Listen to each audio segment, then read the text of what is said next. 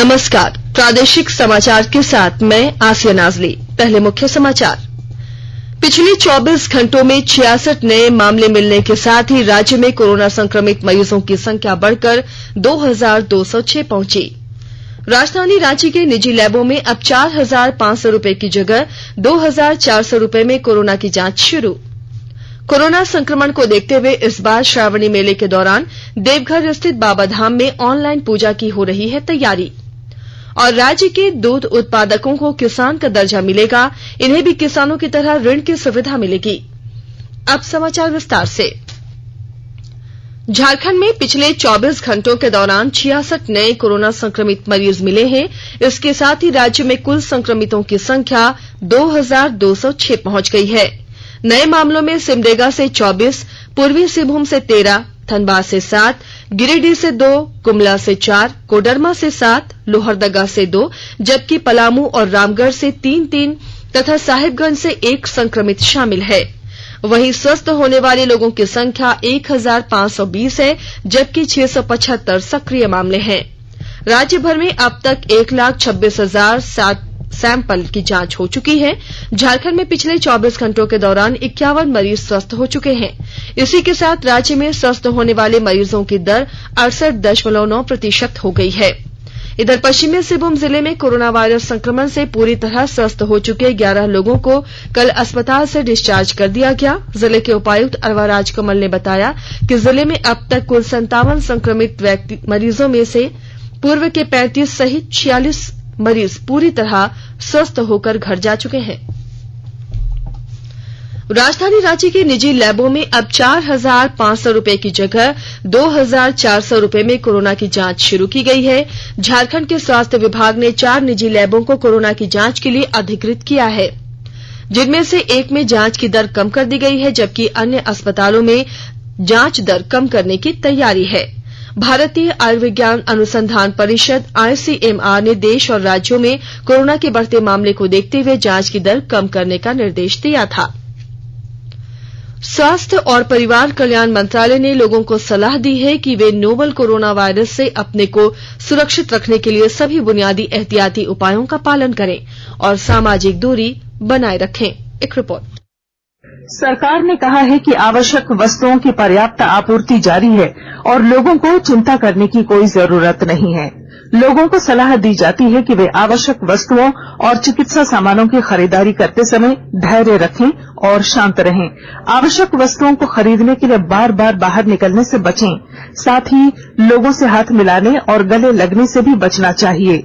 बाजार, medical store और अस्पतालों में लोग कम से कम 1 मीटर की दूरी बनाए रखें।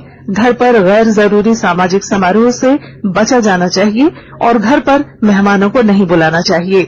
लोगों को अपनी आंख, नाक और मुंह छूने से बचना चाहिए और लगातार हाथ साफ करते रहना चाहिए। हाथ को दोनों तरफ से कम 20 सेकंड तक रगड़कर धोना चाहिए। यदि कोई व्यक्ति खांसी या बुखार से पीड़ित है तो वह दूसरों के संपर्क में आने से बचे और डॉक्टर से तुरंत परामर्श ले। स्वास्थ्य मंत्रालय ने कोरोना वायरस के बारे में जानकारी के लिए एक टोल फ्री नंबर 1075 जारी किया है। इधर राज्य सरकार की ओर से भी कई दिशा निर्देश जारी किए गए हैं।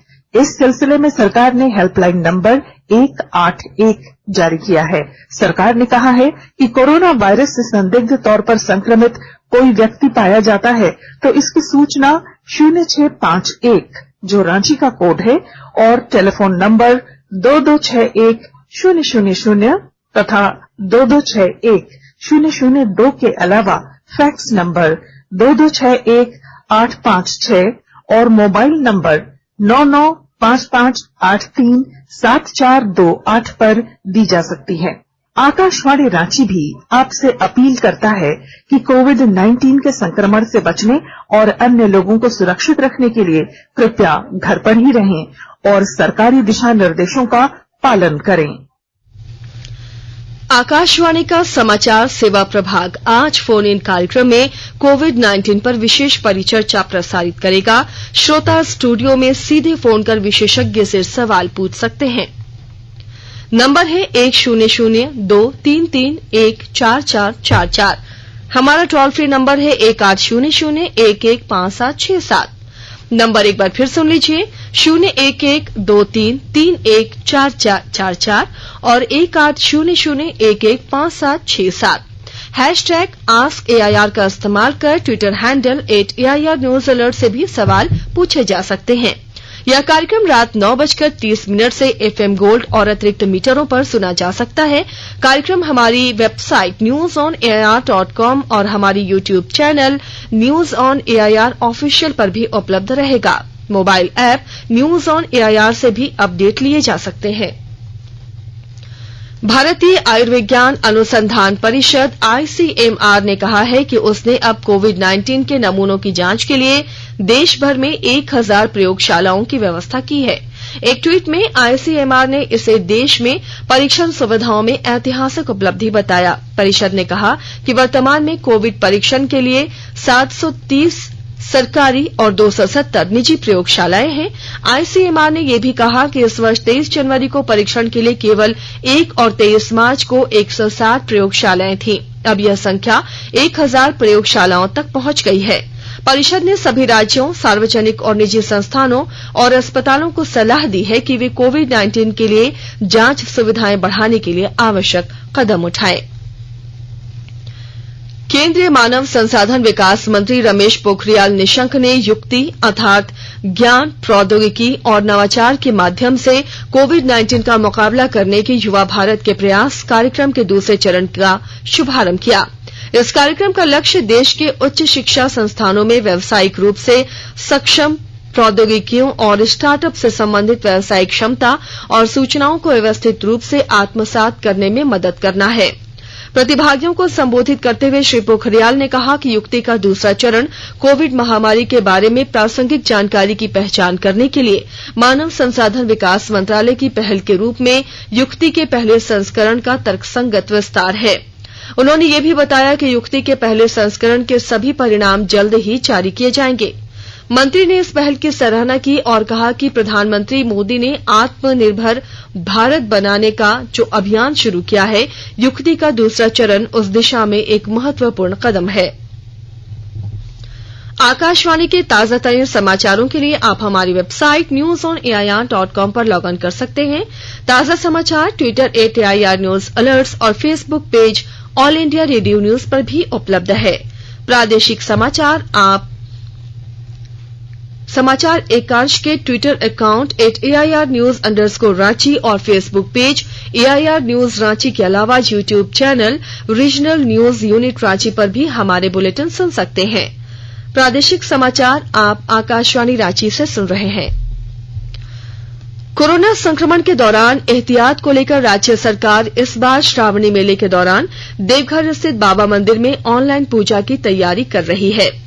देवघर के साथ ही बासुकीनाथ में भी ऑनलाइन पूजा कराई जाएगी। पर्यटन विभाग ने इससे संबंधित प्रस्ताव मुख्यमंत्री हेमंत सोरेन के पास भेजा है। इसे लेकर पर्यटन विभाग द्वारा अलग अलग पोर्टल तैयार किया जाएगा, जिस पर बाबा मंदिर से लाइव प्रसारण किया जाएगा। बोकारो जिले में लगभग 7000 ऐसी योजनाएं चल रही हैं, जिसमें प्रवासी और ग्रामीण मजदूरों को मनरेगा के माध्यम से रोजगार दिया जा रहा है। बोकारो जिला प्रशासन ने जिले में आए प्रवासियों और काम करने के इच्छुक ग्रामीण मजदूरों की सूची तैयार की है। काम करने के इच्छुक मजदूरों की संख्या के मद्देनजर उनके ही गांव या पंचायत के लिए योजनाएं ली जा रही हैं, जिससे मजदूरों को उनके ही गांव या पंचायत में काम दिया जा सके। जिले के उपायुक्त मुकेश कुमार ने बताया कि ऐसी योजनाओं का चयन किया जा रहा है, जिसके माध्यम से प्रवासी और ग्रामीण मजदूरों को मनरेगा के माध्यम से काम दिया जा सके।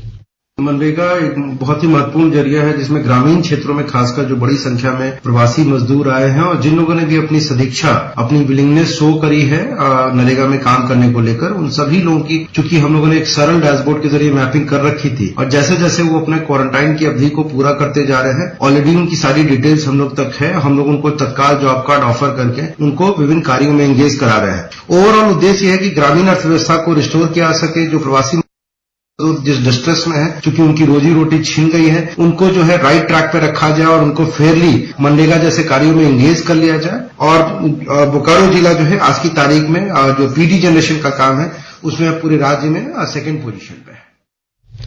वहीं डोभा निर्माण सहित अन्य कार्य में जुटे मजदूरों में गांव में ही काम मिलने से खुशी की लहर है। मजदूरों ने कहा कि गांव में काम मिलने से अब उन्हें बाहर नहीं जाना पड़ेगा। मेरा नाम है संपत्ति दीदी, गांव का नाम है कुंडा। 3 महीने से काम बंद था तो हम लोग का कुछ नहीं मिलता था, रोजगार नहीं चल रहा था। डोभा में काम करते हैं तो अभी कुछ परिवार चलाने में मदद मिल रहा है।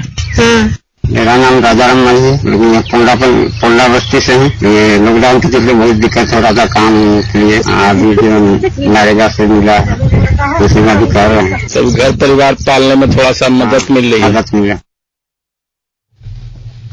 भारतीय रेल नियमित रेलगाड़ियों में इस वर्ष 14 अप्रैल या उससे पहले लिए गए सभी टिकटों की धनराशि पूरी तरह वापस करेगा। रेलवे ने एक बयान में कहा है कि ऐसे सभी टिकट रद्द कर दिए जाएंगे और मौजूदा प्रावधानों के अनुसार पूरी धनराशि वापस की जाएगी। पाकुड़ जिले में कोरोना के फैलाव को रोकने के लिए मजदूरों को भोजन पानी के साथ कपड़ा भी मुहैया कराया जा रहा है। विस्तृत ब्यौरा दे रहे हैं हमारे पाकुड़ संवाददाता।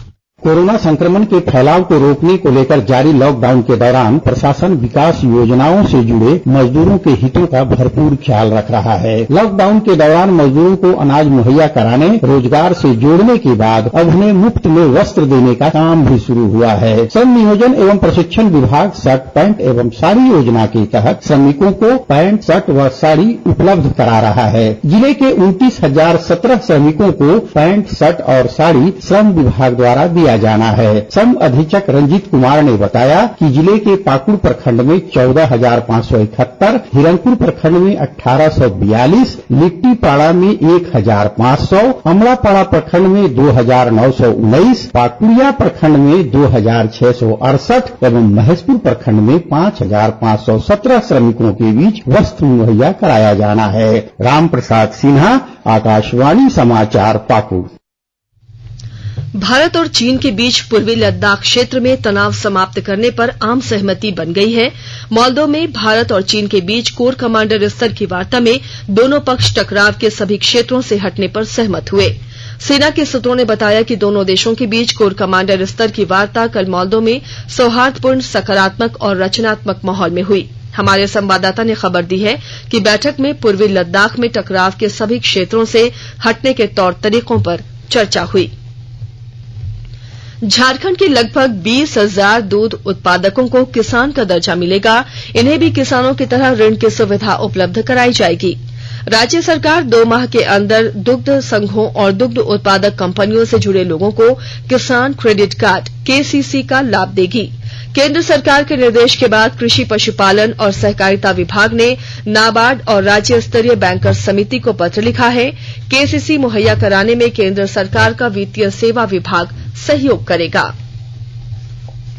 और अब संक्षिप्त खबरें।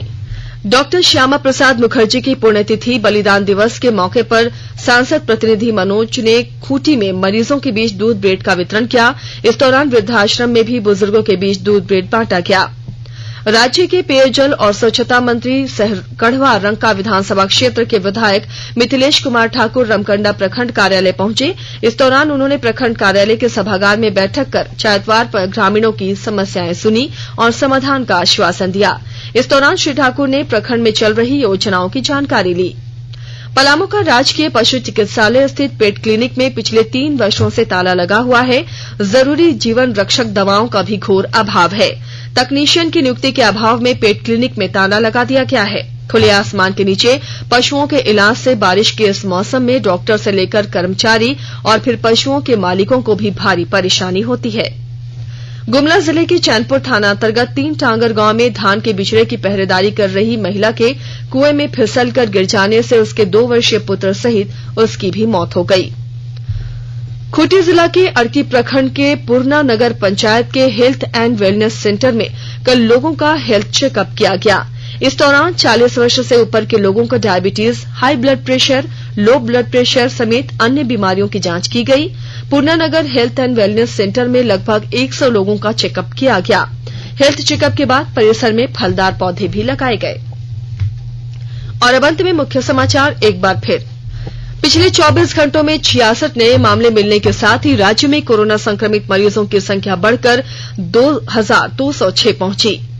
राजधानी रांची के निजी लैबों में अब 4,500 रूपये की जगह 2,400 रूपये में कोरोना की जांच शुरू। कोरोना संक्रमण को देखते हुए इस बार श्रावणी मेले के दौरान देवघर स्थित बाबाधाम में ऑनलाइन पूजा की हो रही तैयारी। और राज्य के दूध उत्पादकों को किसान का दर्जा मिलेगा, इन्हें भी किसानों की तरह ऋण की सुविधा मिलेगी। इसके साथ ही आकाशवाणी रांची से प्रादेशिक समाचार का ये बुलेटिन समाप्त हुआ। घर में रहिए, सुरक्षित रहिए और सुनते रहिए आकाशवाणी।